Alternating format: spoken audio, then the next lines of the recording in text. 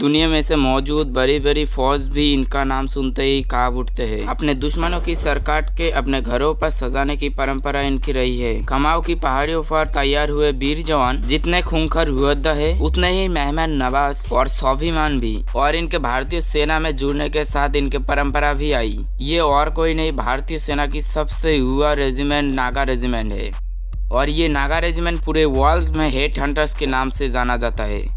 और आज हम इस वीडियो में नागा रेजिमेंट के बारे में सारी इंपॉर्टेंट डिटेल्स देखेंगे, तो वीडियो को लास्ट तक जरूर देखना। नागा रेजिमेंट इंडियन आर्मी की इन्फेंट्री रेजिमेंट है और इनके फर्स्ट बैटालियन 1970 में रेस की गई थी। इस रेजिमेंट की क्रेडिट को नॉर्थ ईस्ट के नागालैंड से लिया जाता है और ये इंडियन आर्मी की one of the youngest regiment में से एक है। आज हम सबसे पहले बात करते हैं इस रेजिमेंट की इतिहास के बारे में। 1957 में नागा लोग उग्रवाद की स्थिति पर थे और युवाओं ने सरकार के खिलाफ हथियार उठा लिए थे। नॉर्थ ईस्ट पर शांति लाने के लिए नागा लोग को एक सम्मेलन आयोजित किया और उन्होंने सरकार के सामने कई शर्तें रखी।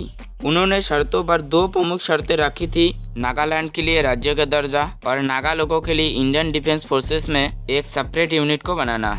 और इस तरह 5 दिसंबर 1963 में नागालैंड को राज्य का दर्जा प्राप्त हुआ और उसके करीब 7 साल बाद यानी 5 नवंबर 1970 में नागा रेजिमेंट की गठन किया गया under the command lieutenant colonel RN Mahajan BSM। शुरुआत में नागा रेजिमेंट की एक ही बैटालियन को रेस करने की प्लान था और इसलिए इनको कुमाऊं रेजिमेंट सेंटर रानीखेत से एफिलेट किया। नागा लोगों की रहन सहन, खान पान और तौर तरीके काफी हद तक कुमाऊं से मिलता जुलता है। इसी कारण से नागा रेजिमेंट के लिए कुमाऊं रेजिमेंट सेंटर की चयन किया गया ताकि फ्रेश रिक्रूट हुए नागा सोल्जर को सेटल होने में ज्यादा समय ना लगे। स्टार्टिंग में इस रेजिमेंट को रेस करने के लिए Kumaon regiment 3 Gorkha rifle Garhwal rifles की बटालियन से मेन पावर ली गई थी। इसके वाला 69 नागास को डायरेक्ट रिहेबिलिटेशन कैंप से डायरेक्ट इनरोल किया गया था। इनमें से कुछ नागास को तो direct junior commissioner officer appoint भी किया था। इनकी ट्रेनिंग अभी भी जारी थी, लेकिन ईस्टर्न बॉर्डर पर बनी परिस्थितियों के चलते नागा रेजिमेंट को इमीडिएटली डिप्लॉय किया गया। एक नई रेजिमेंट जिसकी अभी ट्रेनिंग भी पूरी नहीं हुई और न ही अभी बैटलफील्ड रेडी थी,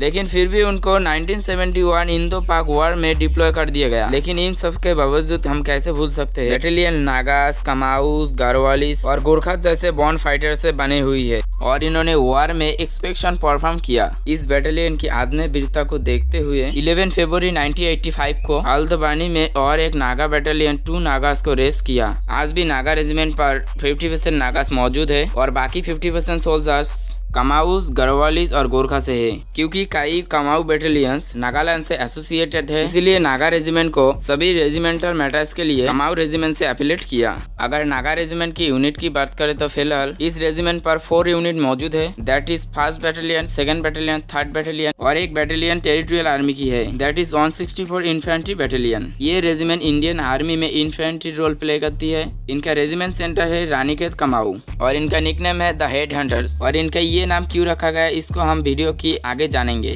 नागा रेजिमेंट की वॉर क्राई है जय दुर्गा नागा और इसको 1 महावीर चक्र, 4 वीर चक्र, 1 युद्ध सेवा मेडल, 1 विशिष्ट सेवा मेडल, 10 सेना मेडल, 1 कीर्ति चक्र और 1 शौर्य चक्र मिली है।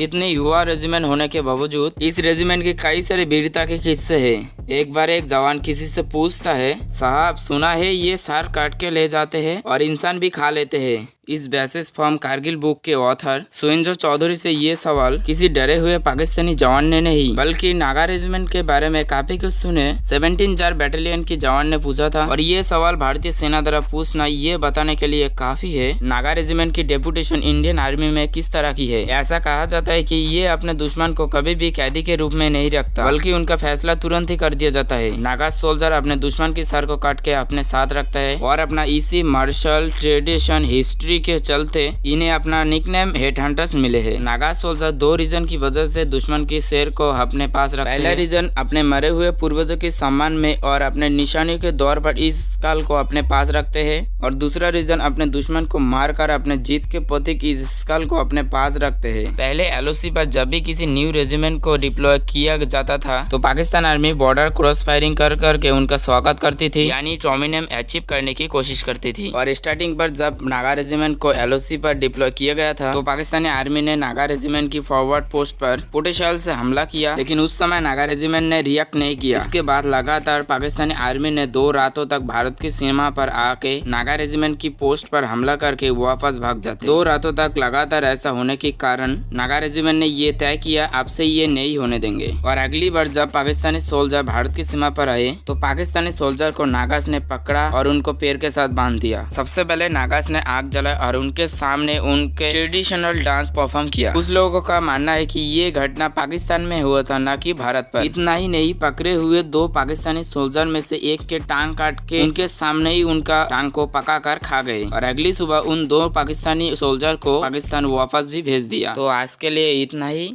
भाई लोगों। आशा करता हूँ कि ये वीडियो आपको पसंद आया होगा। अगर थोड़ा सा भी पसंद आया है तो इस वीडियो को लाइक, शेयर एंड कमेंट जरूर करना और साथ में बता के जाना आप हमारे नागा रेजिमेंट को 100 में से कितना नंबर देना चाहोगे। और मैं मिलता हूँ अगली वीडियो में।